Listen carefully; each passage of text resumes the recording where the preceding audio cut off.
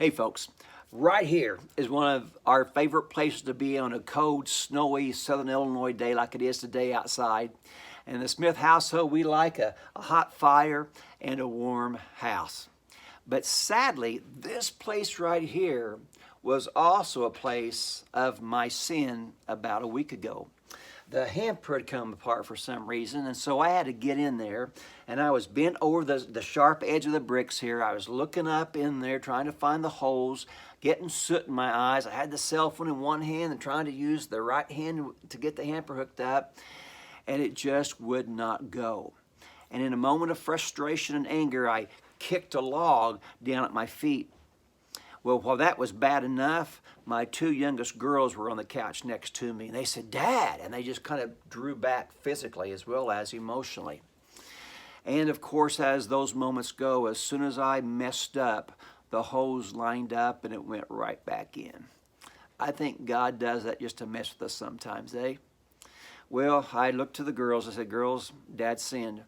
I was angry without cause." I said, "Will you forgive me?" As well as, telling God and asking Him to forgive me as well.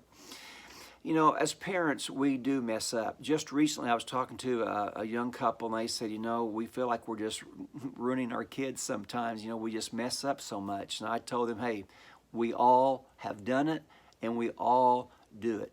But here's the key. What happens after we mess up? Do we blame the stove or blame a spouse or blame a child? Or do we excuse our behavior because we're tired or we've been working hard or whatever the case might be? Or do we take responsibility for our sin and say, yes, I did sin? By God's grace, we've had no rebellion in our home thus far. And it's not because we've earned that. I deserve hellions. If God would give me what I deserve, it would be a house of rebels, because I've been angry without cause, and I've been angry with cause, but have demonstrated that anger in an unbiblical way. So it's nothing in me. But I've asked our oldest kids, I said, guys, as you look back over your child rearing years, what's been some keys that you want to take forward? And almost without exception, all of them said authenticity. They said, we know you're in Mom's faults. But you're quick to say them when you do them. When I have a moment of frustration, a moment of anger, and I say, yep, I sinned, please forgive me. I don't want to minimize my sin, but I don't want to cover it up either.